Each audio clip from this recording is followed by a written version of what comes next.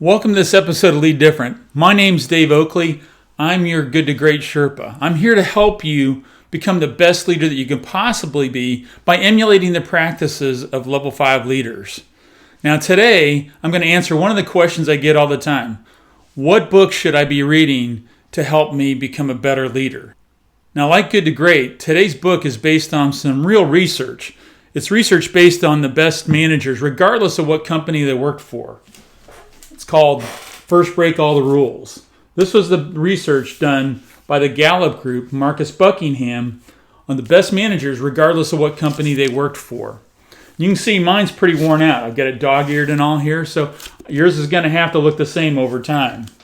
Now, that's the first thing I want to tell you is any of the recommendations that I have are always going to be books that I want you to bring back into your rotation where you get very, very focused. You use the mirror like we're taught to, right? Examine the things that you want to improve. Set some very deliberate objectives.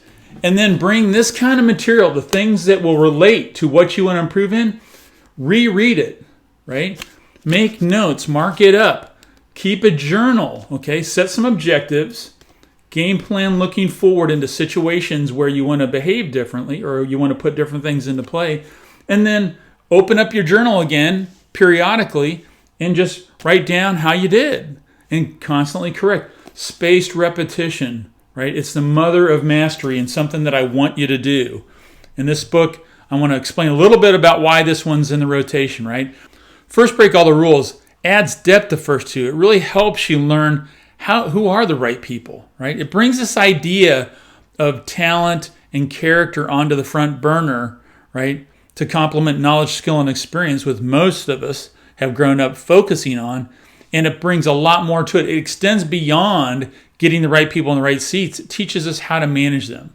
Now, the question that the research focused on were two questions. What do the most talented people need from their organizations?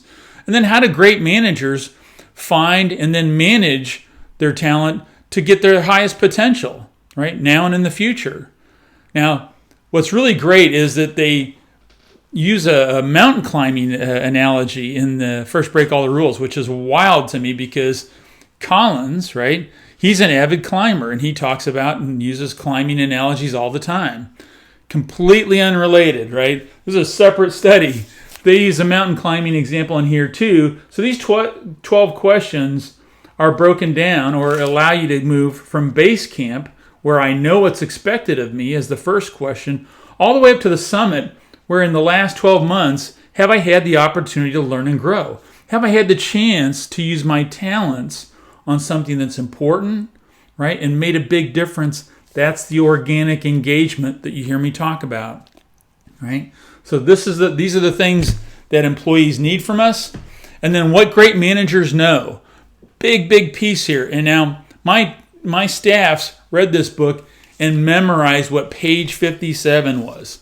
Page 57 is the cornerstone of what great managers know, right? They know that people don't change that much. When it comes to character and talent, right? Talent that fits the role, character to define your culture, right? They don't waste time trying to put in what was left out, right? This is the essence of avoiding a miscast. When we put people in roles where their talents aren't brought to bear or their weaknesses are on center stage, we've miscast them, right? Your best opportunity is to find what's in each person and bring the best out there. You're not trying to rewire or fix people. The 4 keys, right, that are dealt with in depth in First Break All the Rules are selecting for talent, right? The clues for talent, how to go about this, how to identify the right talents, defining the right outcomes. Now, once we have the right people in the right seats, instead of managing them very traditionally, right, defining step by step of the way, that's tight management, borderline micromanagement, we define the right outcomes, right? The right talent will find the right path, right? And they can take different paths to get to those outcomes that are truly what you want. It allows them to be very engaged because they're making a difference using what they know best. Focus on strengths, right? How many of us have had a review in the past where we talk about my strengths and weaknesses, right? And then my development plan focuses on fixing my weaknesses Well, that's a rule we want to break, right? We want to focus on strengths. So you talk to me about my strengths and weaknesses, and then we figure out what's the best way to leverage what I'm naturally good at. Now, if a weakness is in an area of knowledge, skill, or experience that draws on my talents, of course that's in play.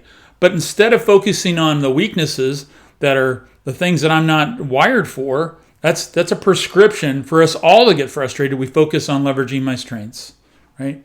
Now, as we move past that, in these first 3 keys, right, we're maximizing my potential and the impact, my engagement. Hey, at some point, you might want to promote me, right? If we get to that point where I want to move on and try another role, might want to be promoted, it's not simply the next rung, right? You have to keep the focus on fit.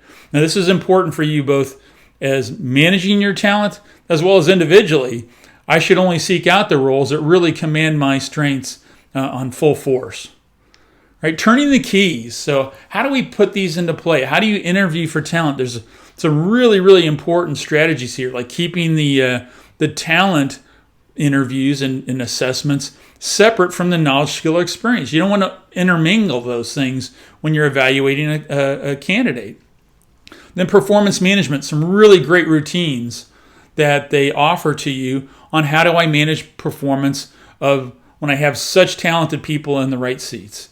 And then turning your own keys. Again, using that mirror. How do I use this knowledge to manage myself and my own career? Again, I'm Dave Oakley. I'm your Good to Great Sherpa. I hope it's your time to lead different, right? If you need to, right, reach out to me. I'm on LinkedIn. You can find my profile. My email address is right here. Now, you know the most important thing is click this button right here and subscribe to my YouTube channel. I'm going to put out a lot more video content. You're going to want to see it.